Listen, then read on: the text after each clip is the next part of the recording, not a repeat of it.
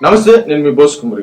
ఈసారి ఎన్నికల్లో మోదీ గారు చాలా అంటే చాలా ఘోరంగా ఓడిపోబోతున్నారు అనేటువంటి విధంగా చాలా మంది మాట్లాడుతున్నటువంటి పరిస్థితి ఉన్నాయి. ఇప్పుడు సుదీర్ఘంగా మూడు సార్లు ఆయన చేసే 15 సంవత్సరాలు ఆయన ప్రధానమంత్రిగా ఉన్నారు. ఈసారి ఖచ్చితంగా ఆయన ఓడిపోతారు అనేటువంటి విధంగా అయితే మాత్రం చాలా మంది ప్రస్తావిస్తున్నారు. ఇలా ఎందుకు మాట్లాడుతున్నారు అంటే మోదీ గారు వ్యవహరిస్తున్నటువంటి శైలి, అదే విధంగా బీజేపీ పార్టీ తీసుకుంటున్నటువంటి అంటే గెలవటానికి వాళ్ళు చేసుకున్నటువంటి ఏదైతే గ్రౌండ్ లెవెల్ స్ట్రక్చర్ ఏదైతే ఉందో ఇదంతా బెడిసికొడుతోంది అనేటువంటి విధంగా ఏంటంటే నీతి నిజాయితీ పోతోంది. మోదీ గారు ఏంటంటే దేశభక్తి, నీతి నిజాయితీ, పర్ఫెక్ట్ గా నిలబడతారు, దేశాన్ని ముందుకు తీసుకెళ్తారు అనేటువంటి నమ్మకం సడలటమే దీనికి కారణం అనేటువంటి విధంగా చెప్తున్నారు. దీంట్లో మనకు అర్థం చేసుకోవాల్సింది, దీంట్లో ఉన్నటువంటి మెయిన్ పాయింట్ ఏంటి అనేటువంటి విషయాన్ని చూస్తే వాళ్ళు ఏంటంటే ఎగ్జాంపుల్ గా మన ఆంధ్రప్రదేశ్ తీసుకుందాం. ఆంధ్రప్రదేశ్ లో ఎన్ని పార్టీలు ఉంటే అన్ని పార్టీలు బీజేపీ పార్టీకి ఫేవర్ ఉండేలాగా చూసుకున్నారు. దీంట్లో నీతి, న్యాయం ఇవన్నిటువంటి విషయాలు పట్టించుకోవట్లేదు. ఇక్కడ ఏమైపోతుందనంటే ప్రజలకు ఇస్తున్నారు, ప్రజలకు చేసేటువంటి విధంగా చేస్తున్నారు. అంటే మంచి పనులు కావచ్చు, సంక్షేమ పథకాలు కావచ్చు,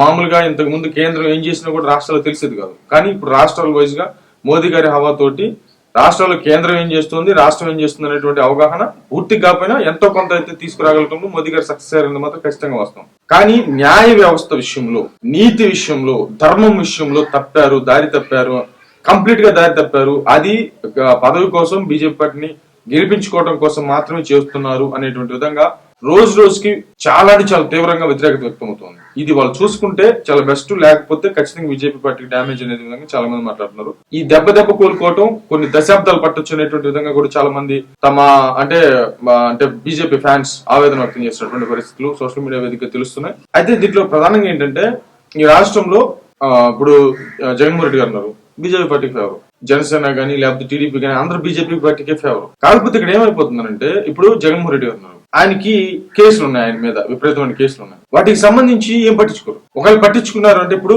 ఆర్థిక నేరాలు ఇవన్నీ పట్టించుకుని అసలు వీళ్ళకి సంబంధం లేకపోయినా కూడా నేరం నువ్వు చేసుకున్నావు, అది కోర్టు తీసుకెళ్లిపోతుంది, ఈ ఈడీ గానీ లేకపోతే సిబిఐ గానీ వాళ్ళ పని వాళ్ళు చూసుకుంటారు అనేటువంటి విధంగా.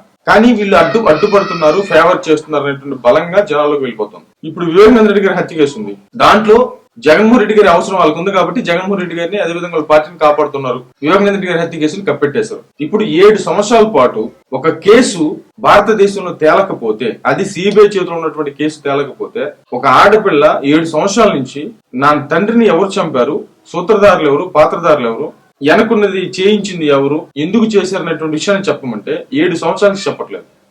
అంటే టోటల్ గా సిబిఐ, ఈడీ అన్ని విషయాల్లో ఫెయిల్ అవుతుంది. మామూలుగా ఒక సామాన్యుడికి అయితేనేమో న్యాయ వ్యవస్థలు కానీ చట్టాలు కానీ పనిచేసినంత బలంగా ఒక డబ్బున్నటువంటి వాడికి బలంగా మోదీ గారి హయాంలో పని చేయట్లేదు అనేటువంటి విధంగా ఇప్పుడు జగన్మోహన్ రెడ్డి గారికి ఉన్నటువంటి కేసులను తేల్చమని ప్రజలు చెప్తున్నారు. కానీ మోదీ గారు అసలు పట్టించుకోవట్లేదు. ఎందుకంటే ఇప్పుడు రేపు పొద్దున్న మళ్ళీ జగన్మోహన్ రెడ్డి గారు గెలుస్తారేమో, ఆ గెలిస్తే మోదీ గారు మళ్ళీ సపోర్ట్ ఇవ్వాలి అనేటువంటి విధంగా కాపు కాస్తున్నటువంటి పరిస్థితి. అలాగే అన్ని రాష్ట్రాల్లో అన్ని విషయాల్లో ఇప్పుడు ప్లస్ ఇంకోటి ఏమైపోయింది, ఇప్పుడు జగన్మోహన్ రెడ్డి గారు ఒకసారి సునీత గారితో ఇప్పుడు ఒకవేళ అవినాష్ రెడ్డి గారిని ఈ కేసులో పెట్టామనుకోండి, పోయి బీజేపీలో జాయిన్ అయిపోతాడు. అంటే నేరస్తులకి అడ్డాగా ఎవరైతే తప్పు చేస్తారో, ఎవరైతే కేసులు ఉంటాయో వాళ్ళు బీజేపీ పార్టీలో జాయిన్ అయిపోతే చాలు, వాళ్ళకి ఎలాంటి ప్రాబ్లమ్స్ ఉండవు అనేటువంటి విధంగా బలంగా వెళ్ళిపోయింది ప్రజల్లోకి. ప్లస్ చట్టాలు గాని, న్యాయ వ్యవస్థలు గాని, అసలు డబ్బులు ఉన్నటువంటి వాళ్ళకి కానీ, రాజకీయ నాయకులకు కానీ ఎన్ని అలిగేషన్స్ వచ్చినా కూడా అసలు కనపట్లేదు. ఎందుకంటే ఏఐ టెక్నాలజీ వచ్చేసింది, ఆర్టిఫిషియల్ ఇంటెలిజెన్స్ వచ్చేసింది. ఇంతకు ముందు అంటే అమాయకంగా ఉండేటువంటి వాళ్ళు ఇప్పుడు చదువుకున్నటువంటి యువత ఎక్కువైపోయారు, గమనిస్తున్నారు ఖచ్చితంగా. కాబట్టి ఏమవుతుందంటే నువ్వు ఇంత బియ్యం, ఇంత రేషన్, ఇంత కరెంటు ఈ కాదు, న్యాయం అనేది ఖచ్చితంగా దక్కట్లేదు. ఒక సామాన్యుడి మీద పనిచేసేంత బలంగా ఒక డబ్బున్నటువంటి వాడి మీద, ఒక రాజకీయ నాయకుడి మీద పనిచేయట్లేదు.